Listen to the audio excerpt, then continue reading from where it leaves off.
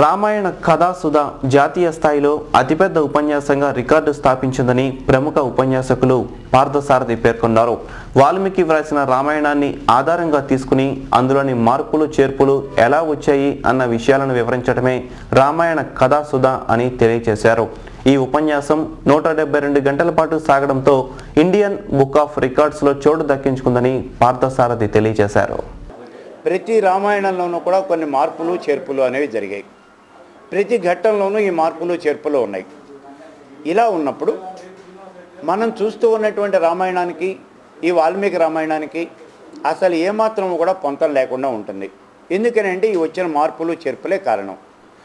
ఇలా ఈ మార్పులు రావడానికి ఎక్కడెక్కడ ఈ మార్పులు వచ్చాయి ఏమిటి అనే విషయాలన్నీ కూడా ఉటంకిస్తూ మొత్తం 172 గంటల పాటు 15 రామాయణాలు కలిపి ఇచ్చినటువంటి ఉపన్యాసమే ఈ రామాయణ కథాసుధ అనేది.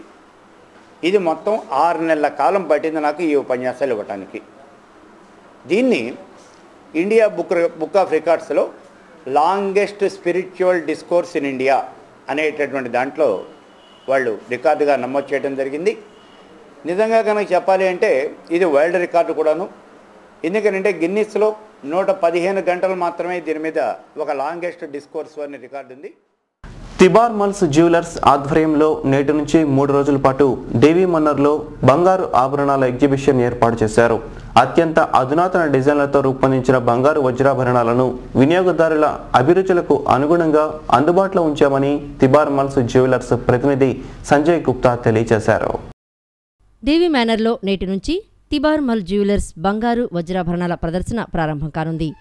ఈ సందర్భంగా హోటల్లో ఏర్పాటు చేసిన విలేకరుల సమావేశంలో తిబార్ మల్ జ్యువెలర్స్ ప్రతినిధి సంజయ్ గుప్తా మాట్లాడుతూ 3 రోజుల పాటు ఈ ప్రదర్శన కొనసాగుతుందని అన్నారు.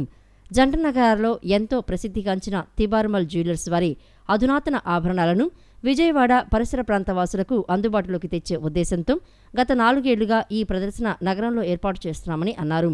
బంగారు వజ్రాలతో రూపొందిన విభిన్న రకాల ఆభరణాలు 15,000 నుంచి 15 లక్షల వరకు విలువైనవి ఈ ప్రదర్శనలో అందుబాటులో ఉంటాయని అన్నారు.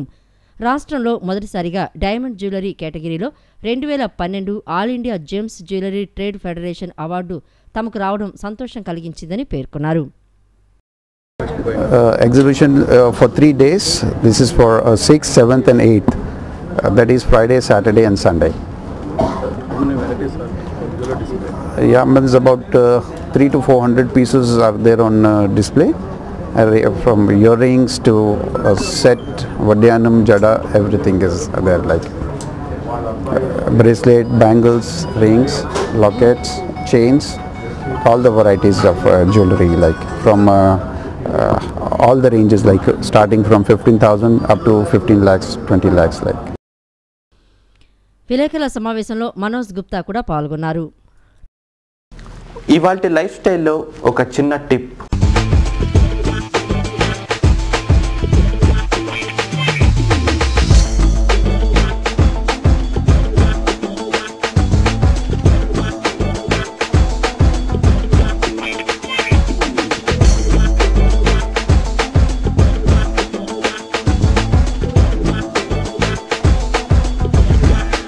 ఓ 4 ముద్దలు కడుపులో పడ్డాక చివర్లో చల్లటి నీళ్లు తాగందే భోజనం చేసినట్లు ఉండదు కొందరికి. అలాగే హోటల్లో లేదా ఇంట్లో నాన్ వెజ్ వంటకాలు తినేవారిలో చాలామందికి పక్కన చల్లటి శీతల పానీయం లేనిదే ముద్ద దిగదు. మీకు ఆ అలవాటు ఉంటే కనుక ఆ అలవాటును మానుకునే ప్రయత్నం చేయండి. భోజనం తర్వాత చల్లటి నీళ్లు లేదా శీతల పానీయాలు తాగే అలవాటు ఏమాత్రం ఆరోగ్యకరం కాదట. ఎందుకంటే తిన్న ఆహారంలో ఉండే నూనెని చల్లటి నీళ్లు గట్టిపరుస్తాయట. దీనివల్ల ఆహారం త్వరగా జీర్ణం అవ్వకుండా పేరుకుపోతుంది. జీర్ణ ఆమ్లాలు విడుదలైనప్పుడు ప్రతిచర్య జరిగి ఆహారం విడిపోతుంది. ఇలా విడిపోయిన ఆహారాన్ని ఘనాహారం కంటే వేగంగా శోషించుకుంటాయి పేగులు. పేగుల్లో పొరల్లా ఏర్పడి ఆ తరువాత అతి తక్కువ సమయంలోనే కొవ్వుగా మారుతుందిట. అందుకే ఈ ప్రమాదాన్ని నివారించడం కోసం భోజనం చేసిన తర్వాత సూపు లేదా గోరువెచ్చటి నీటిని తాగాలంటున్నారు వైద్యులు.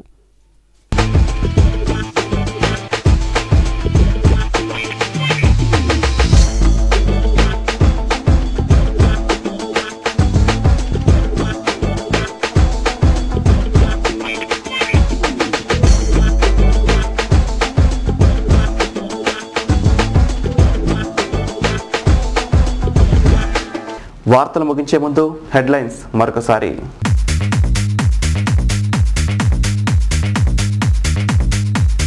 చీటీల పేరిట 50 లక్షల రూపాయలకు కుచ్చుటోపీ పెట్టిన ఫైనాన్స్ వ్యాపారి కేసులో వీడని మిస్టరీ.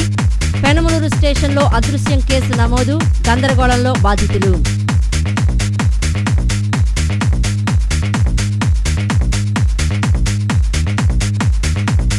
మధురానగర్లో రైలు ఢీకొని యువకుడి మృతి. గాయాలు పాలైన మహిళ.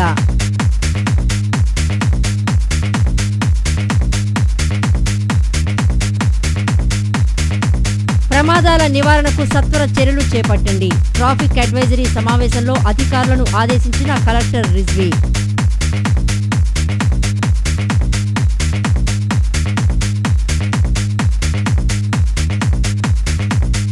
ఘనంగా నందమూరి కళ్యాణరామ్ జన్మదిన వేడుకలు.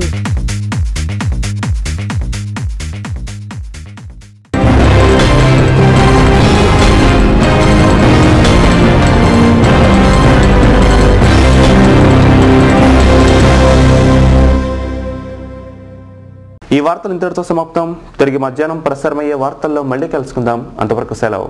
నమస్కారం.